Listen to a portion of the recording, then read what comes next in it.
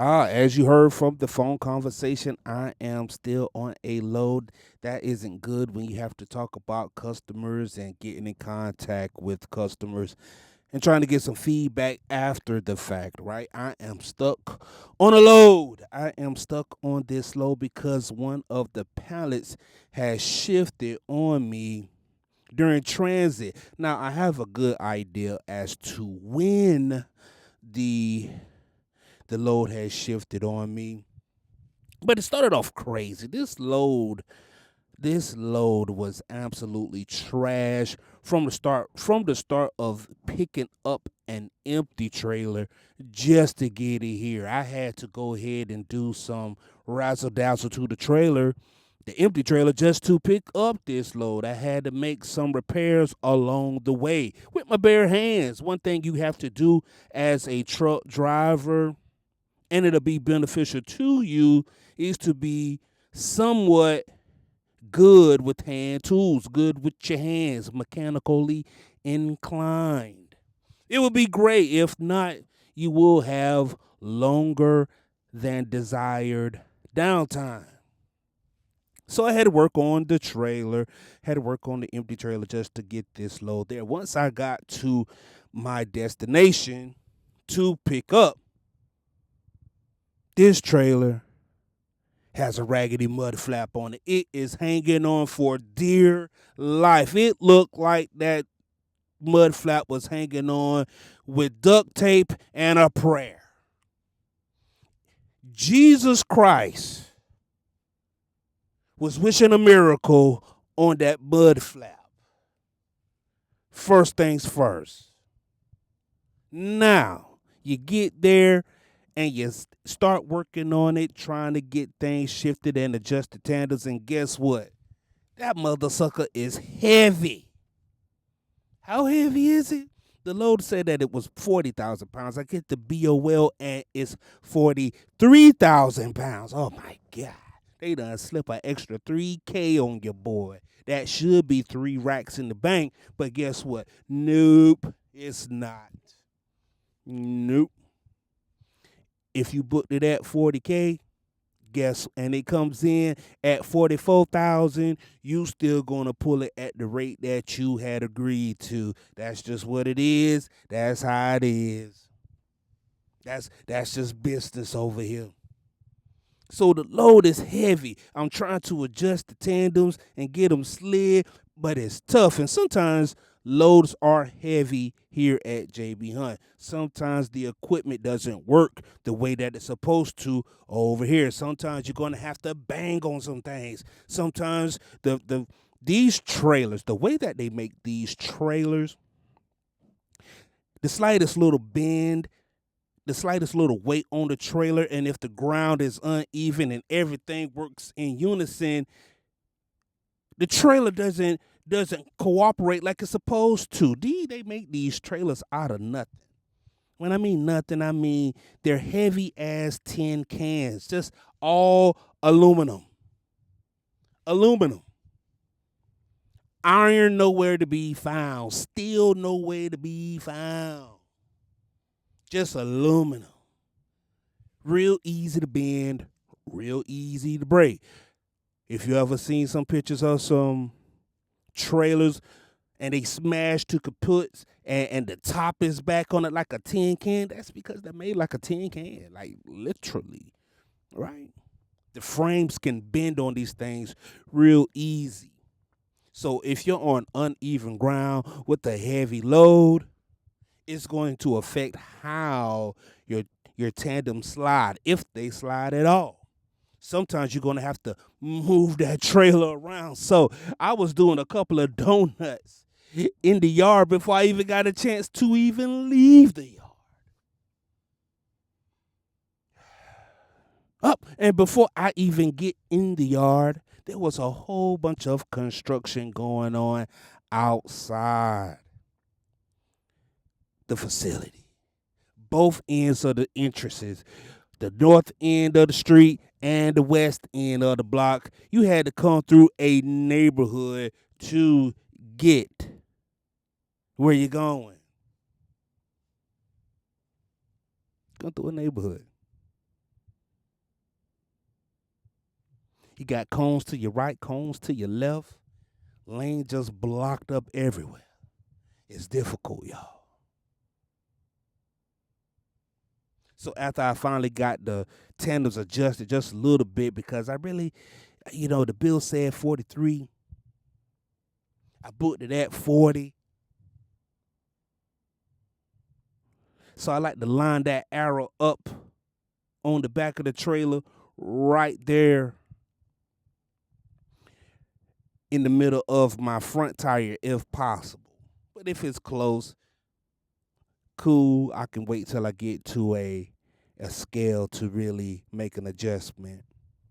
Now, I get up, pull out, start my trip, and damn it, my tandem is on the damn curb.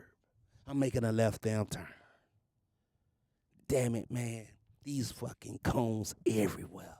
I don't want to run over the cones. I got to pick my poison. I don't want to run over the cones. So I would rather pinch the curb, and pinch the curb I did, and boy,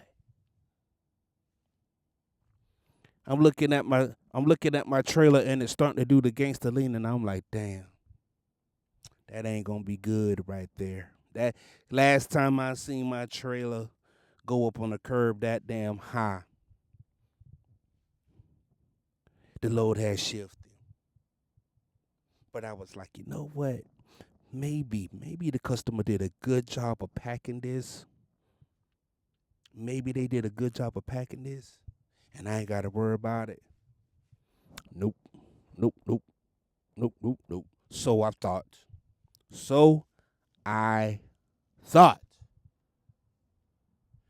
Get to this lovely, lovely truck stop. It is one of the better truck stops that I've been to in a long time. Great little place in Arkansas. Right across the street from a grocery store, man. They got a truck stop right across the street from a grocery store. Walking distance. I mean, park your truck, go walk over to the grocery store, which I did, grab a few things with the buggy, pushed it across the street with my items that I had gathered, pushed the cart back over. Oh, man, every truck stop should be like that. At least a few of them. You know what y'all should do? This is what love should do. Y'all should build grocery stores across the street from your truck stops. I think you should do that. I think y'all could get somewhere with some grocery stores across the street from your truck stops. Because sometimes what truckers do, we wait on Walmart. That's what we do. We'll go to Walmart, but hell, if y'all got a grocery store right there, we'll go to the grocery store. But anyway, the grocery store is lovely. Did some shopping. Now it's time to go into this truck stop, and it is amazing. They have a Jimmy John's, and then they have another Mexican fried spot, and then they got a all-night diner. Razorback something other, and it was beautiful. It had Jimmy John's, and I enjoyed it. Ate my dinner, went to bed, woke up nice and early to start my day. Pull out, get on the scale, and just as I figured, I'm heavy. I'm heavy one way or the other. I think I was heavy in the front, light in the back. I said, well, let me go ahead and adjust. And damn it, it's hard as hell trying to slide these damn tandems. I'm rocking. I'm leaning. I'm rocking. I'm putting it in gear. I'm putting it in reverse. Back and forth. Back and forth. I was starting to do the Aaliyah back, forth and forth. Back, forth and forth. That's what the trailer was doing while I was trying to get the tandems adjusted. Started doing it so low, then I started doing the shoulder lean. Shoulder lean, shoulder lean, shoulder lean. After about 30 more minutes of playing around with the trailer, doing the Fat Joe, we don't dance. We just pull up our pants and lean back. I lean back. I lean back. I lean back. We don't dance. We just pull up our pants and do the rock away. I lean back. I lean back. I lean back. I lean back. For 30 minutes. Then I did what you have to do. I went into my trusty toolbox. I grabbed that hammer. No, not that hammer. Not the pole. Not the blicky. Not the sticky. No. Just the ball pen hammer. I grabbed the hammer. Bink, bink. There it is. Look at that. Just slide on in right there. You got to beat on stuff around here. Yeah. It's 2026. Why I got to beat on stuff? I don't want to beat on nothing. Not in 2026. They talking about putting robots in the truck, letting robots drive the truck. And you mean to tell me that drivers are still beating on equipment all while simultaneously not having a driver in the truck? What? My mind is blown. My mind is blown. You mean to tell me we're in a world where truck drivers still got to beat on equipment to get it to operate with a hammer, all while simultaneously autonomous trucks with no driver are going to be on the road simultaneously? Boy, we're in the future and in the past at the same damn time. Shit. We're the Jetsons and the Flintstones still. Goddamn. Beating on equipment. Meanwhile, you got robots out here driving trucks, driving taxis, but you out here with a hammer banging on the tandems to get them to slide, banging on the brake pads to get them to move in the winter. It's crazy. I'm delusional at this point. I don't know what the hell is going on. I really don't. It's crazy. Oh, man. So after the pins slide in, I go ahead and I adjust and I make my adjustments.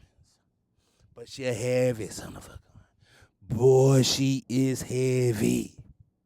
So I'm going from Arkansas to Pennsylvania, and I chose to go down I-70 through Indiana. And we already know I-70 will knock all of the Sonic coins out your pocket. Bling, bling, bling, bling.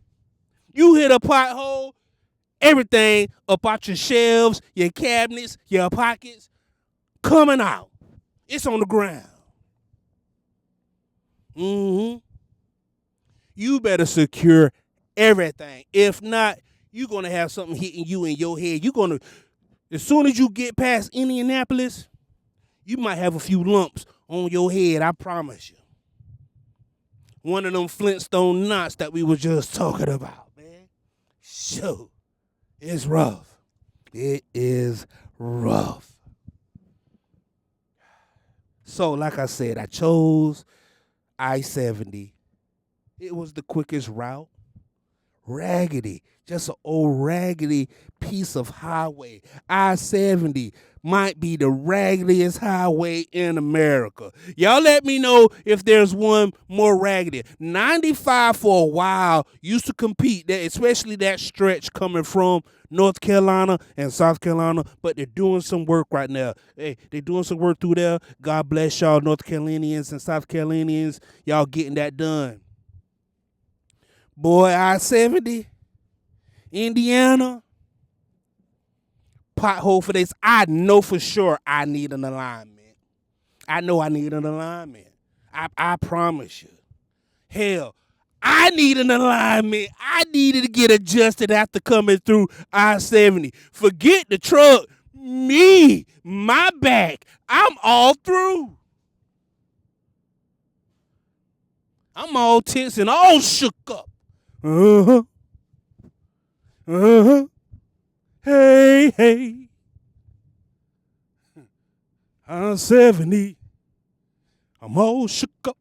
Mm-hmm. Mm-hmm. Hey, hey.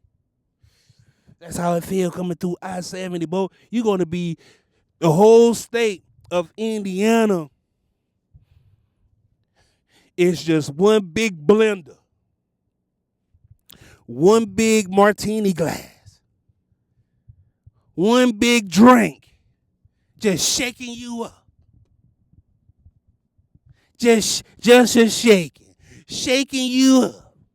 How do you like your martini? Shaken, not stirred. I promise you, you're going to get a double dose, a triple dose, a quadruple dose of shaking. Whatever kind of shaking you was looking for, you're going to get it on I-70 in Indiana. That road don't get no better until you get Ohio. It don't get no better until you reach Ohio. Woo! I'm talking about you hitting patches of I-70 where you're down to the steel rods. You got holes in the concrete, slabs missing, and you're running over the steel beams. You're running over steel beams on the highway. It's diabolical work. We're paying taxes. We're paying taxes. What are the taxes going towards? It said that it's supposed to go towards the transportation, highways, schools, education, public safety. Where's the work? Where's the proof? Man. Shoot, man. I-70 is rough, bro. So I make it through I-70 after being shaken up into anxiety. Like I said, I'm quite sure that my truck's going to need a damn alignment. I already know for sure I need an alignment. I need to get my back aligned. So I make it through. I'm in Ohio, and I'm good. Ohio is great. Ohio is one of those really, really good trucking states. A lot of good money come up out of there. The roads are nice and wide, just trucker friendly, man. If somebody lives in Columbus, Ohio, shout out to y'all. Y'all are growing. That is a beautiful growing city, Ohio. Nice blue collar city. Shout out to Columbus. And I'm trucking through there. And then I finally make it to Pennsylvania. Mountains. The mountains. Now, I got this Freightliner rolling sweet, okay? Going through the mountains ain't nothing to me. You could put 50,000 pounds on my Freightliner from SFI, and I'm going to get it up that mountain, dog. It's nothing to me. This Freightliner is rolling sweet. Sweet. Of course, you know, you got a couple of Volvos, white Volvos, that's going to pass you. But shit, they can't last because they don't know how to maintain. They pass you, zoom on by you, and you're doing 100 miles an hour. 10 minutes down the road, and guess where they at? On the side of the road. With a crane attached to them. Getting them up off the damn ground. Because that's what they do best. They fly and they lay down. Got the Punjabis driving them things, man. They driving them things like they in NASCAR. Next up, you know, you got those cattle haulers. Now, those cattle haulers, them boys, you know they can drive. Them boys be right.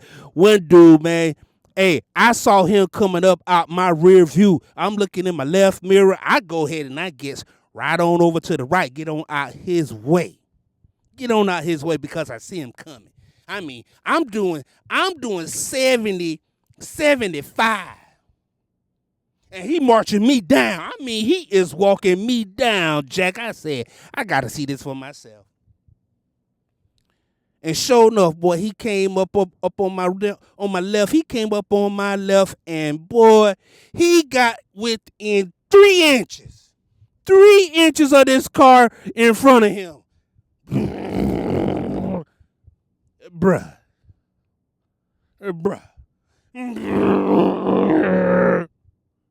3 inches within this damn vehicle. I said, boy.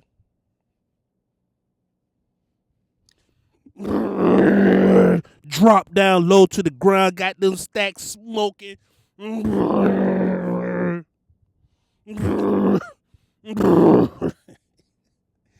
inches within that damn vehicle, boy.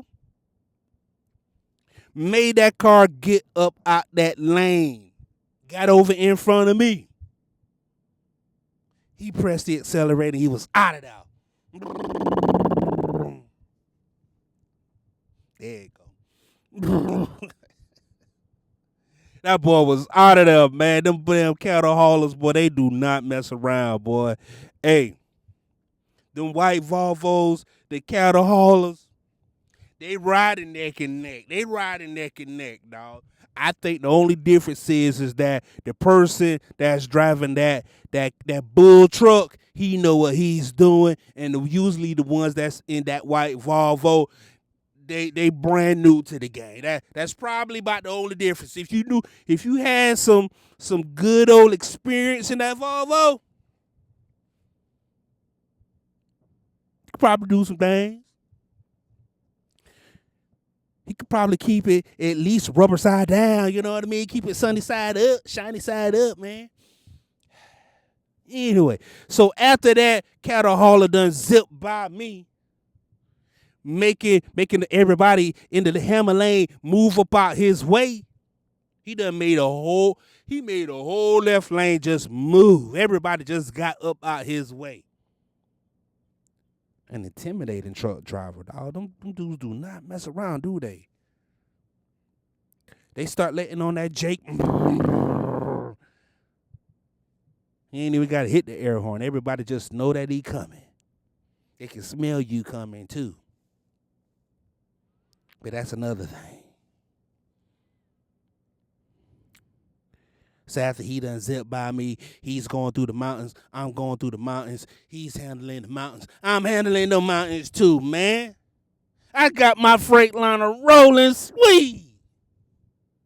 What you mean? Even though we shaking and we stirred up from Indiana, we in the Poconos rolling. Who? You better believe it. Yeah. That truck from SFI is rolling good, man. Let me tell you something, dog. If you want you a truck, if you want you a good lease truck, if you want you a truck, this is the time to get you one. This is the time to really run up a bag. Get you a new truck. Get you a new SFI truck. Now, I ain't going to tell you what company to go to. You can inbox me about the company, but they are some good companies that you could really make a lot of money out here, dog. There's some YouTubers on here that talk about they making $20,000, $15,000, $10,000 a week, man. That ain't me. That ain't me. But if you in that SFI truck, I'm talking about one of them brand new shoe shine spick and span. One of them Volvos. Freightliner like this right here, but they got the 2026 model rolling right now. Man, go ahead and get you some of that 1099 money, man. While the getting is good. Yeah, you're going to spend about $3,000 on fuel, but guess what? You just gross yourself 15,000. Wow. 15,000. Wow. You done ran from California to New York, back down to Florida, over to Texas, over to California again, all within 5 days.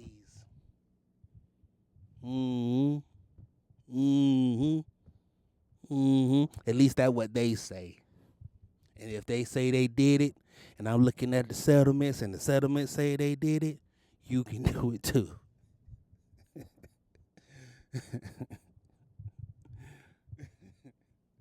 Nah, man, but yo, SFI got some great trucks, man. They got some awesome trucks, dog. Some great equipment. I can attest to that. This Freightliner is rolling sweet. It's just that this damn trailer, this damn load that I'm carrying ain't worth the guts.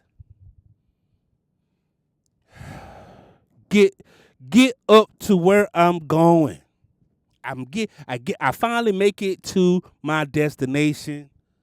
Open up the doors, and damn it, that damn pallet is leaning on the damn door. The pallet is leaning on the door. Ah, it's a pallet of saran wrap. Damn it. I look at it. There's a deflated airbag that's on the floor of the trailer. Like, oh man, okay. So one of the securement bags had deflated. You know, that could come from them not putting enough air in the bag. You know? Ain't no telling. So, first I talked to the yard jockey. I'm like, hey man, I got a pallet leaning on it though. He said, which door, man? He said, the left or the right? I said, it's leaning on the left. He said, go ahead, back it on in, man. Just open up the other side. So I get it on in there. About 2 hours later, they give me a call and say, hey, we can't touch this one. I'm like, okay. So I closed the damn door, man. Dang. I knew it. From start to damn finish, this load was just a piece of work. The whole time. The whole time it was a piece of work. So here I am, waiting on claims, and it's the weekend. That's the thing about it. It's Saturday. Oh my God, and you know ain't nothing getting done on the weekend. Oh, and then I had another load that was booked up out of the east for like $3.50 a mile. That thing was like $4 a mile, man, taking me to the crib. I was like, oh. God, you know what? I will take the loss on this load if the next load is going to set me up to go to the crib on $4 a mile from the East Coast, from the Northeast. $4 a mile from the Northeast to the crib. It's too good to be true. And you know what? It is. Man, my dispatcher hit me up so damn quick, said, nope, you can't get that. We taking that one up off of you. Son of a bitch. Are you dirty, rotten scoundrels, you? Mm, mm, mm. And I got to be home on the 1st. And I'm supposed to be home on the 1st. Hell.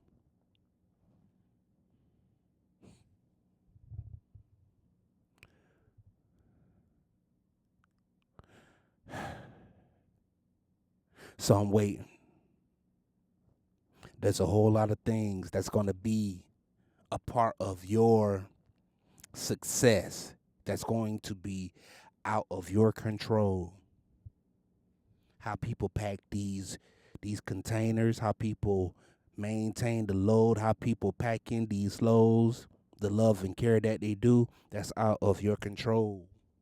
The equipment, how the equipment performs, that is out of your control. And somehow, some way, in order for you to be successful, it starts right here. It starts with your thinking. It starts with how you apply how well do you problem solve on the fly? How well is your problem solving skills? How well can you analyze, apply, adjust? That determines your success in trucking as a trucker. Analyze, assess, apply, adjust. The 4 A's.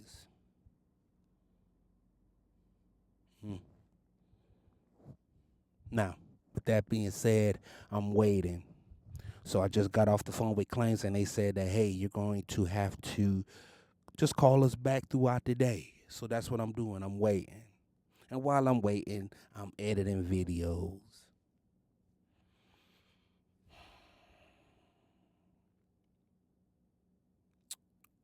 There's a Walmart across the street from this pilot. If y'all see me, go ahead and holler at your boy, I don't know. I might order Chinese food. I don't know. But I'm waiting. This day, oh man, it's still early in the day too. It's not quite 12 o'clock. It's not quite 12 o'clock. But it is the weekend. You might as well say that it's 5 o'clock. People ain't going to do no work on Saturday. And I'm going to be on this thing until at least Sunday. Hell, maybe even Monday. Shoot, man, that means I got a deadhead home. I got a deadhead home, man. I got a deadhead home.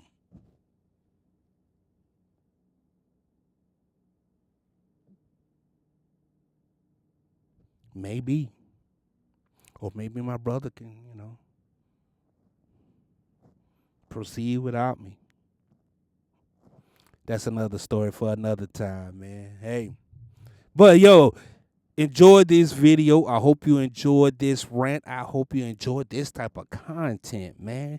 If you like this type of content, like, share, subscribe, follow. Hey, I need more subscribers. Hey, we're on the road to 1,000 subscribers, man. And I sure do appreciate all of you guys, man, for just tapping in, subscribing. Because trucking is one big community. It's one big community, and each one really got to teach one. And when you teach one, we reach one, man. And we reach one, we can reach two. And that's just what we do out here in the trucking community. All right. So until next time, man, I'm going to keep y'all posted with this load right here, man. But I need to go ahead and get some content out, man. So until next time, peace.